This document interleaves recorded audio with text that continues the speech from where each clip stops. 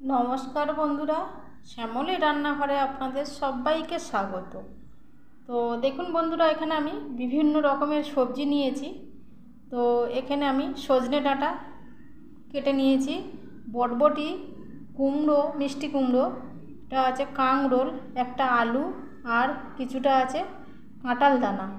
তো বন্ধুরা, কাঁঠাল দানা এই যে সবজিগুলোর সাথে রান্না করলে খেতে খুবই ভালো লাগে। তো কাঁঠাল দানার মধ্যে প্রচুর প্রচুর প্রোটিন আছে। আমার সকল বন্ধুরা হয়তো কম বেশি সবাই জানে, তাও আমি আপনাদের সঙ্গে শেয়ার করলাম। তো আজকের বানাবো আমি এই মিক্সড সবজি দিয়ে একটা দারুণ স্বাদের চচ্চড়ি। তো বন্ধুরা সঙ্গে থাকুন, দেখতে থাকুন।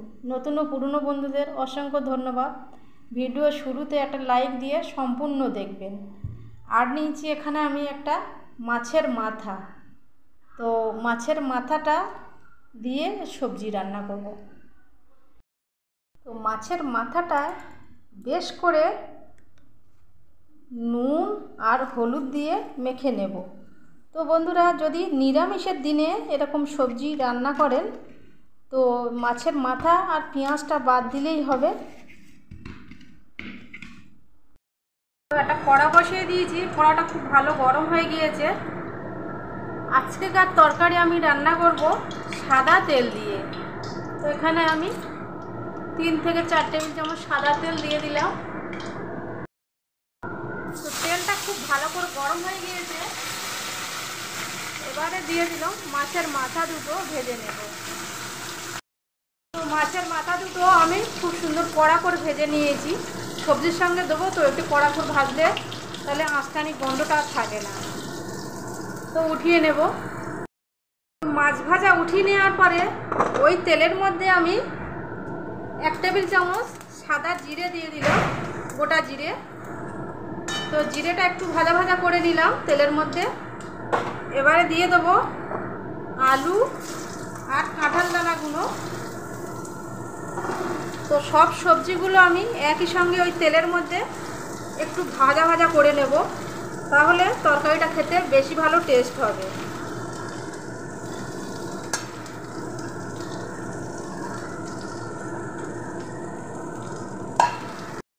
এইবারে একটু নুন দিয়ে দিলাম। নুন দিয়ে যে কোনো সবজি ভাজলে বন্ধুরা নুনটা ভেতরে ঢুকে যায় সবজিগুলোর মধ্যে, তাতে খেতে দারুণ লাগে। তো আর একটু হলুদ দিয়ে দিলাম। বটবটিটা আমি একটু পরে দেব, কারণ বটবটি এখন দিলে খুব তাড়াতাড়ি সিদ্ধ হয়ে গলে যাবে একদম, এখন দেব না। বটবটিটা ভাজারও দরকার নেই। তো সবগুলো উপকরণ একসঙ্গে আমি একটু 2 থেকে 4 মিনিটের মতন সময় নিয়ে একটু ভাজা ভাজা করে নেব। তো বন্ধুরা, এই সবজিগুলো একটু ভাজা ভাজা করে নেওয়ার কারণ হচ্ছে যে কোনো সবজির একটা কাঁচা গন্ধ থাকে। তো এরকম একটু ভেজে নিলে তেলের ওপরে, তাহলে সেই কাঁচা গন্ধটা চলে যাবে। তো ভাজা হয়ে গেছে, এবার আমি নামিয়ে নেব। সবজিগুলো তুলে নেওয়ার পরে আবারও একটু তেল দিয়েছি, দিয়ে দিলাম 5 ফোড়ন। 5 ফোড়নটা দেওয়ার পরে এবার দেব কেটে রাখা পেঁয়াজ একটা মাঝারি সাইজের। পেঁয়াজটা দিয়ে পেঁয়াজটা তেলের মধ্যে 2 মিনিট নাড়াচাড়া করে নেব। এইবারে ওই পেঁয়াজটা 2 মিনিট নাড়াচাড়া করার পরে এখানে আমি একটা টমেটো কেটে রেখেছিলাম দিয়ে দিলাম। এখানে লাল পাকা কাঁচা লঙ্কা আর সবুজ লঙ্কা 2 রকম লঙ্কা দিয়ে দিলাম। এখানে বন্ধুরা আমি গুঁড়ো লঙ্কা দেব না, কাঁচা লঙ্কা দিয়ে তরকারিটা করব। পরিমাণ মতন হলুদ দিয়ে দিলাম। জিরে আর ধনের গুঁড়ো একই সঙ্গে মেশানো 1 টেবিল চামচ দিয়ে দিলাম। এবারে আমি ভেজে রাখা সবজিগুলো ওর মধ্যে দিয়ে দেব। দিয়ে এভাবে আমি কষিয়ে নেব কিছু সময় নিয়ে। আর যে বটবটিগুলো রেখেছিলাম কেটে দিয়ে দিলাম। বন্ধুরা 4 থেকে 5 মিনিট সবজিগুলো কষিয়ে নিল মশলাগুলো দিয়ে একই সঙ্গে। এবারে আমি মাছের মাথাটা দিয়ে আবারও এভাবে কষিয়ে নেব। তো বন্ধুরা, মাছের মাথা এই কষাবার সময় দিলে আরও বেশি ভালো টেস্ট হয়। বন্ধুরা একবার হলেও এভাবে সবজি রান্না করে দেখবেন, খেতে দারুণ লাগে। এবারে মাছের মাথাটা একটু নরম হয়ে গিয়েছে, এবার আমি এরকম খুন্তি দিয়ে ভেঙে দেব। তো বন্ধুরা গ্যাসের ফ্লেমটা মিডিয়াম হাইতে যেমন প্রয়োজন সেরকম দিয়ে রান্নাটা করবেন।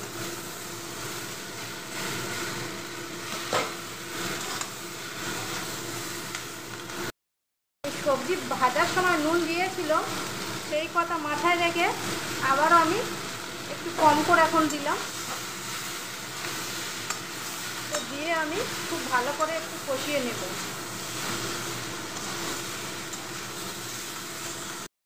তো বন্ধুরা যারা কাঁঠালের দানা খেতে পছন্দ করেন না, তো এভাবে একবার রান্না করে খেয়ে দেখবেন, দারুণ লাগে। এই কাঁঠালের দানার তরকারি দিয়ে অনেকটা ভাত খেয়ে নিতে পারবেন। তো খুব ভালো মতন কষিয়ে নিয়েছি, এবার এখানে আমি দিয়ে দেব গরম জল। তো বন্ধুরা গরম জল দিলে তরকারি বেশি ভালো টেস্ট হয়। তো সবজিগুলো সিদ্ধ হবে সেই পরিমাণে আমি জলটা দিলাম। কাঁঠাল দানা একটু জল বেশি লাগে, কাঁঠাল দানা সিদ্ধ হতে সময় লাগবে। এবারে আমি 5 থেকে 7 মিনিটের জন্য ঢাকা চাপা দিলাম। তো আমি ঢাকা চাপাটা খুলে দিয়েছি, দিয়ে আমি সবজিগুলো দেখে নেব সিদ্ধ হয়ে গেছে, খুব সুন্দর সিদ্ধ হয়ে গেছে। এবারে আমি দিয়ে দেবো এখানে 1/2 টেবিল চামচ আমি চিনি দানা দিয়ে দিলাম।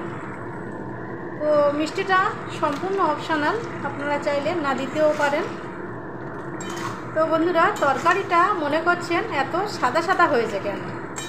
হ্যাঁ বন্ধুরা ঠিকই দেখছে। তো এখানে আমি গুঁড়ো লঙ্কা দিইনি, কাঁচা লঙ্কা দিয়ে রান্নাটা করলাম। তো তরকারিটা কিন্তু কোনো অংশের টেস্ট কম হবে না, খেতে দারুণ লাগবে। ব্যাস হয়ে গেল আমার কাঁঠাল দানার চচ্চড়ির রেসিপি।